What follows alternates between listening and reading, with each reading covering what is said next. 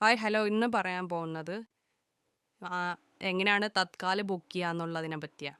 Tatkal book ചെയ്യാൻ first തന്നെ IRTC wallet 3000 രൂപക്ക് റീചാർജ് ചെയ്യുക. ഡൽഹിയിൽ നിന്നും കേരളത്തിലോട്ടാണ് ഞാൻ ബുക്ക് ചെയ്തത്. 3000 അതാണ് ഏറ്റവും നല്ലത്. കാരണം 5 മിനിറ്റ് അല്ലെങ്കിൽ 4 മിനിറ്റ് വൈകിയാൽ തന്നെ നിങ്ങൾക്ക് കിട്ടൂല, വെയിറ്റിംഗ് ലിസ്റ്റിലേക്ക് പോകും. 140 സീറ്റുള്ള തേർഡ് AC ആണ്.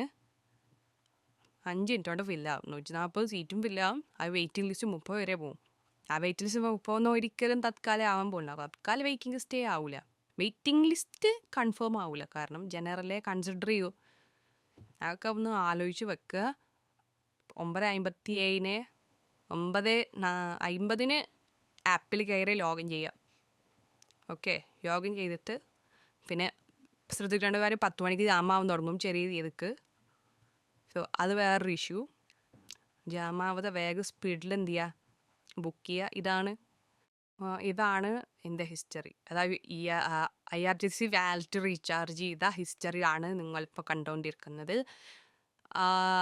ഈ ഹിസ്റ്ററിയിൽ നമ്പറിൽ നമ്മൾക്ക് തേർഡ് AC ഇപ്പോൾ 2900 വരും. ഡൽഹി ടു കേരള ആണെങ്കിൽ, അല്ലെങ്കിൽ ഡൽഹി ടു കോഴിക്കോട്, ഞാൻ കോഴിക്കോടാണ്, ഡൽഹി ടു അല്ലെങ്കിൽ പേരൂരാണ്, അവിടെ 2900 ആവും. കാരണം 2500 നോർമൽ റേറ്റ്, 3000 റീചാർജ് ചെയ്യുക. പിന്നെ നിങ്ങൾ ശ്രദ്ധിക്കേണ്ടത് ഈ ഒരു പാസഞ്ചർ ലിസ്റ്റ് അപ്ഡേറ്റ് ചെയ്യുക. മാസ്റ്റർ ലിസ്റ്റ് ഉണ്ടാവും, അക്കൗണ്ട് പോവുക, മാസ്റ്റർ ലിസ്റ്റ് ഇവിടെ കാണാം. മാസ്റ്റർ ലിസ്റ്റ് അതിൽ ആഡ് ചെയ്യുക.